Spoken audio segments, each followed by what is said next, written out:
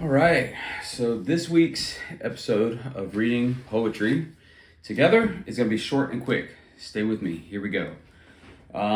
Today, this is one of my favorite poetry books. It's by Langston Hughes, The Weary Blues. But honestly, this is a compilation, I think, of all his stuff. Quick note, one of the reasons that you want to read poetry is because you're reading some of the all-time linguistic greats. And I think this is him, and here's one of my, I think he definitely qualifies, and here's one of my briefest thoughts on why. This dude got, what was the award he got? He got the first prize for poetry for The Weary Blues. And this was in 1925, and this is when he was 23 years old. So when you're reading these poems, the language is so mature, and it's so, it's, the flow of the language is incredible, and it's jazzy. It's literally jazzy, because he was heavily influenced by jazz and by like being in that jazz club environment and by the musicality around him. And he works that into the language, and the language is so musical. And the piece that I'm picking for today is very, very, very short. It's called Winter Moon, and I love it because I'm a musician, and I can literally hear the hi-hat of the drums ticking away in what he was writing. And I just think that's incredible. It's also really cool. Onomatopoeia. Onomatopoeia is a word that means like the sound of the word. It sounds like the sound that is being, like the word that is being described.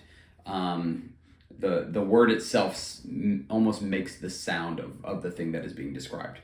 Okay, so he's a master of this, and again, he's 20-something years old and writing these elite level poems, and that tells me that you're working with one of the all-time greats, and you're learning from one of the all-time greats. And so we should probably have a little more of that in our lives, right? Learning from the all-time greats and digesting from them.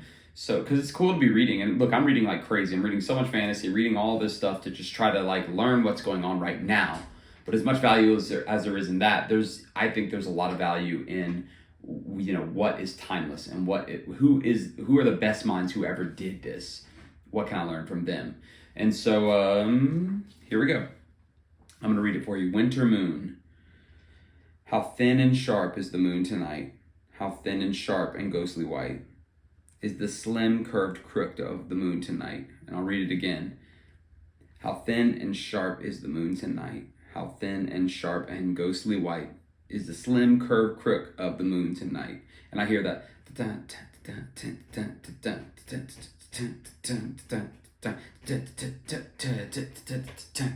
So like the musicality of these three simple lines, that's what jumps out to me first. And so like I know people who are going to read this and be like, it's 3 lines, dude, it's not even that good. Just stop and listen to what he's trying to do. There's a hi-hat in that, and I can hear it. And that musicality, it's like a sharp musicality that just it ticks away. Onomatopoeia. It ticks away, and again, you can do this. There's so many opportunities to do this when you're writing your scenes. Is like make the sound come through in the words themselves, and that'll make them jump off the page rather than just describing a sound. Okay, and I think part of how he achieves this is the thin sounds in the thin sharp. He uses the word thin and sharp sounds that he is picking, these like pinched off sounds that sound like a ticking cymbal. How thin and sharp is the moon tonight. You hear that?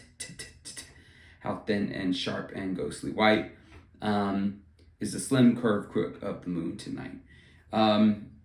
You hear that in the language, in the thin, and the sharp, and the moon tonight. The P is also kind of a ticking sharper, is kind of more of a sharper sound. So, and then I love that last little image, slim curved crook. It goes with thin, sharp, slim, curved crook. All those words just match. So they're pulled from the same basket. They just match so well. And he's just describing the moon.